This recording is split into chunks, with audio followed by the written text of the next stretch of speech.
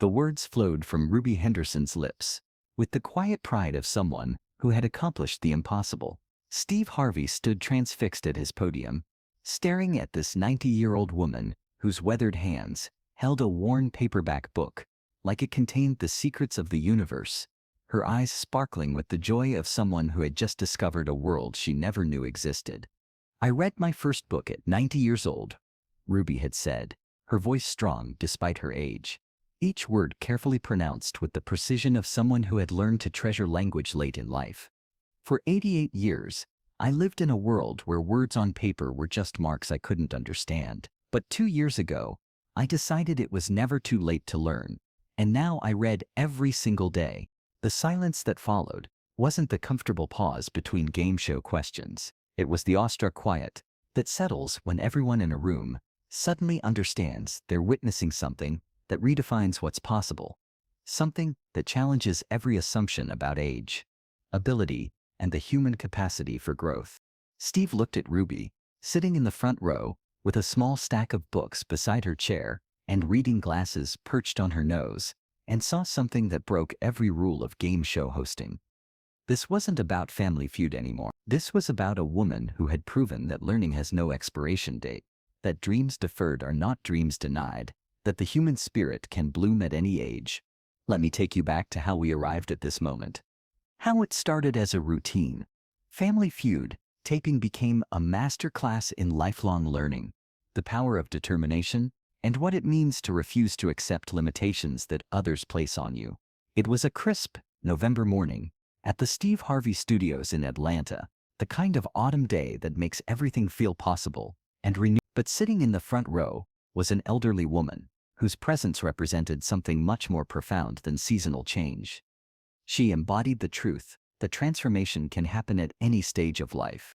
Ruby Henderson, 90 years old, with silver hair pulled back in a neat bun and eyes that held 9 decades of stories, sat with the posture of someone who had learned to carry herself with dignity despite a lifetime of challenges. Beside her chair was a small collection of books, romance novels, mysteries, and a poetry anthology that represented treasures she had only recently learned to unlock. Ruby's journey to literacy had begun in the rural Mississippi of the 1930s, where she was born into a sharecropping family that valued survival over schooling. As the eldest of 7 children, Ruby had been expected to help in the fields from the time she could walk, to care for younger siblings, to contribute to the family's desperate attempt to make ends meet in a system designed to keep them poor. School, when it was available at all for Black children in rural Mississippi, was a luxury the Henderson family couldn't afford.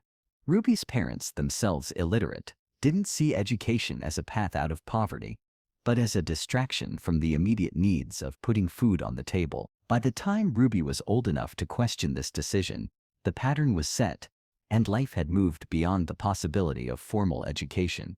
Ruby had married young, at 16, to a man who was kind but also illiterate. Together, they had raised 4 children while working various jobs, cleaning houses, picking cotton, doing whatever physical labor was available to people who couldn't read employment applications or signs that might have pointed to better opportunities. For decades, Ruby had developed elaborate strategies to hide her inability to read. She memorized the layout of grocery stores, recognized products by their packaging, relied on her children to help with any paperwork, and became expert at deflecting situations that might expose her secret. She had lived in a world where she was constantly surrounded by information she couldn't access, signs she couldn't understand, opportunities she couldn't pursue because they required skills she had never been taught.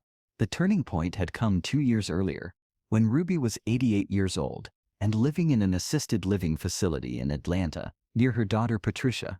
Ruby had been sitting in the community room, watching other residents read newspapers and books, feeling the familiar pang of exclusion that had followed her throughout her life. But on this particular day, something was different. Maybe it was the realization that she was running out of time.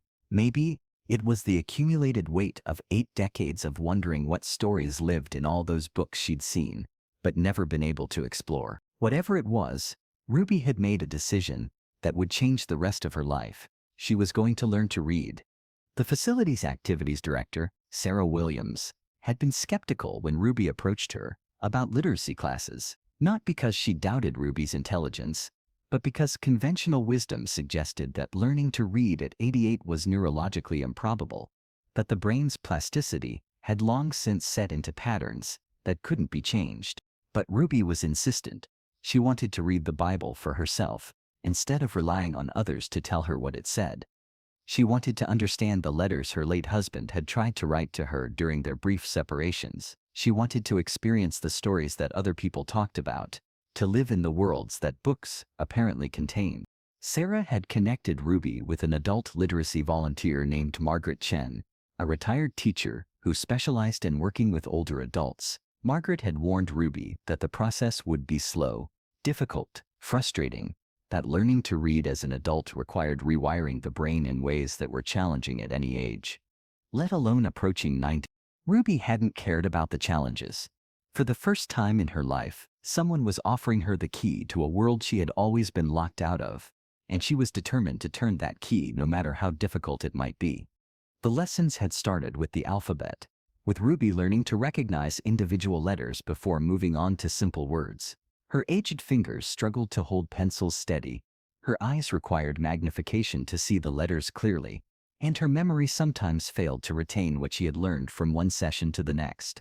But Ruby had approached learning to read with the same determination that had carried her through 9 decades of life. She practiced every day, tracing letters with her finger until she could write them herself, sounding out words until she could recognize them by sight, building vocabulary one painstaking word at a time.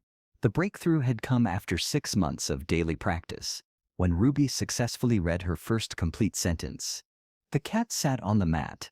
It was simple, almost childish, but to Ruby it represented the most significant achievement of her long life. She had cried with joy, and Margaret had cried with her, understanding that they had just witnessed something extraordinary. From that first sentence, Ruby's world had exploded with possibilities. She progressed to simple books, then more complex stories, then novels that took her to places she had never been, and introduced her to people she would never meet, but came to love. Reading became her passion, her obsession, her daily source of joy. The Family Feud opportunity had come through the assisted living facility, which had nominated Ruby for a special episode celebrating lifelong learning and personal achievement. Ruby had been excited but nervous. She was proud of her accomplishment, but worried that people might think it was silly for someone her age to be so excited about something most people learned as children. During the pre-show meet and greet, when Steve approached Ruby, he immediately noticed the books she had brought with her and the careful way she held them, like precious possessions. "Mrs. Henderson," Steve had said, charmed by her obvious intelligence and dignity, "I see you're a reader. What's your favorite book?" Ruby's face had lit up with a joy that seemed to emanate from her very soul. "Mr. Harvey, I love them all.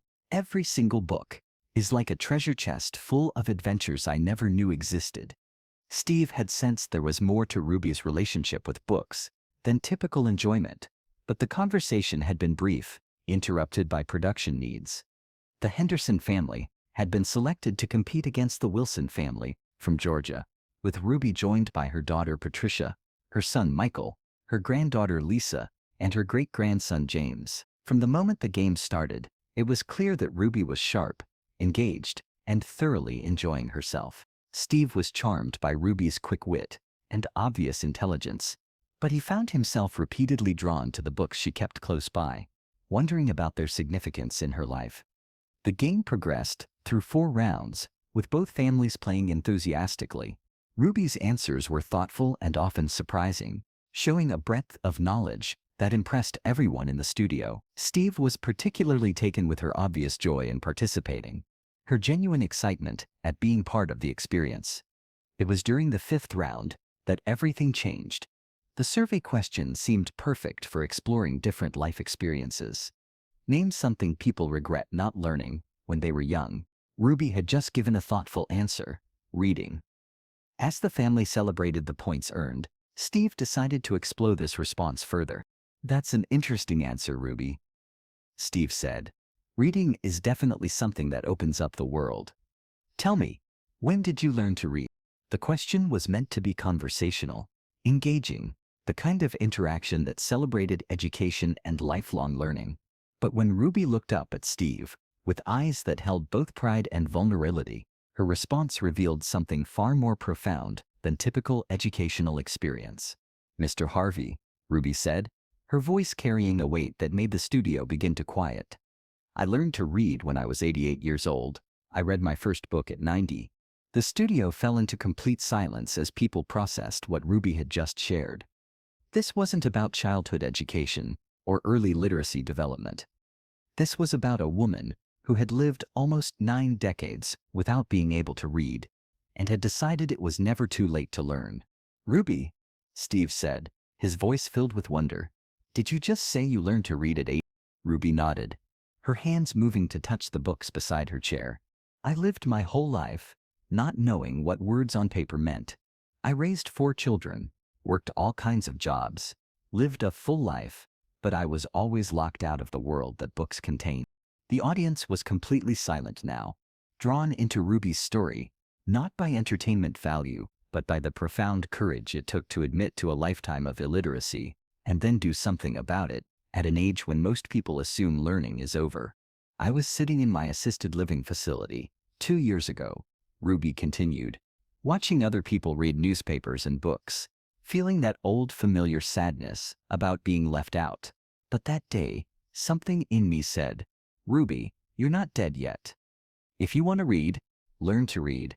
Steve Harvey, who had made America laugh for decades, who had heard every conceivable story the human heart could tell, found himself witnessing something that redefined everything he thought he knew about human potential.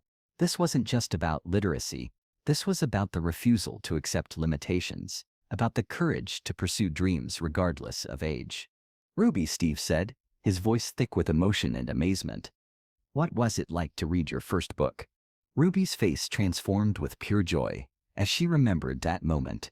"Mr. Harvey, it was like discovering I had been living in a house with locked rooms my whole life, and suddenly someone gave me keys to every door. That first book was a romance novel about a woman who traveled the world, and through her eyes, I visited places I never knew existed." She reached for one of the books beside her chair, holding it with reverence. "Now I read every single day. I've read 47 books in the past 2 years. I read mysteries that make me feel like a detective, romance novels that remind me what it felt like to fall in love, and poetry that puts into words feelings I never knew how to express." Steve felt something profound stirring in his chest, a recognition that he was witnessing learning in its purest form, growth that refused to be confined by age or expectation. "Ruby," he said, his voice filled with awe and admiration, "what you've accomplished is extraordinary. You've proven that it's never too late to learn, never too late to grow, never too late to discover new worlds." He looked at the audience, then back at Ruby. "You started reading at 88, and you're here at 90, talking about the 47 books you've read. That's not just inspiring, that's miraculous." Ruby smiled with the confidence of someone who had conquered what once seemed impossible. "Mr. Harvey, age is just a number. Learning is what keeps you young. Every book I read teaches me something new about the world, about people, about myself. I may be 90 years old, but my mind is still growing every single day." Steve turned to address the entire studio, his voice carrying an authority that transcended entertainment. "Ladies and gentlemen," he said, "Ruby Henderson just redefined what's possible. She just proved that learning has no expiration date, that growth can happen at any age, that it's never too late to unlock doors you thought were permanently closed." Steve turned back to Ruby, his expression showing the profound respect and amazement he felt for her achievement. "Ruby, I want to do something special. Would you honor us by sharing something you've learned from all your reading? Maybe a poem or passage that means something special to you?" Ruby's eyes lit up with excitement. "Mr. Harvey, I actually wrote my first poem last month. Would you like to hear it?" The audience erupted in applause, but Steve held up his hand. Ruby wrote her own poetry. "Ladies and gentlemen, we need to hear this." What followed was unlike anything in Family Feud history. Ruby stood gracefully, pulled a folded piece of paper from her pocket, and in a clear, strong voice, read her own words.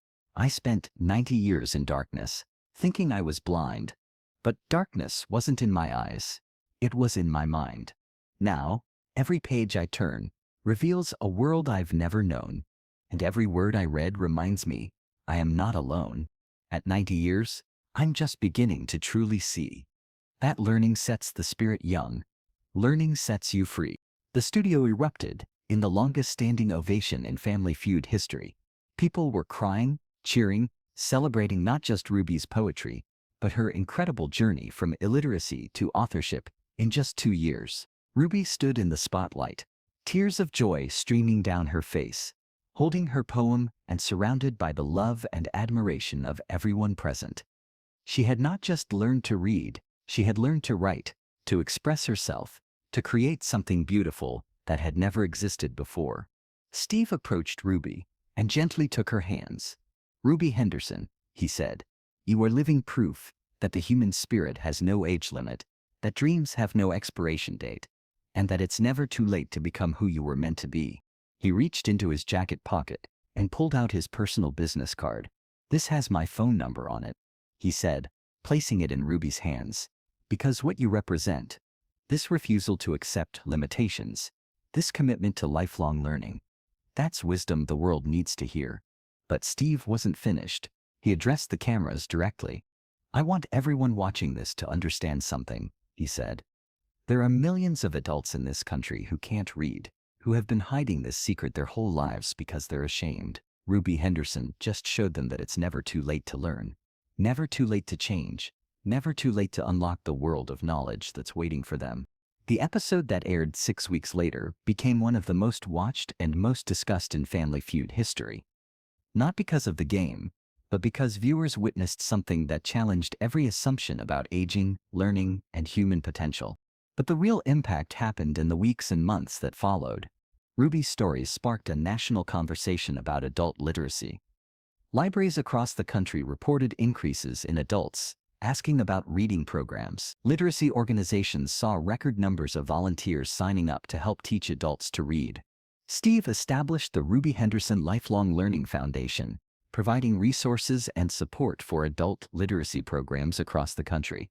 The foundation's motto, inspired by Ruby's poem, reads simply, "Learning sets you free at any age."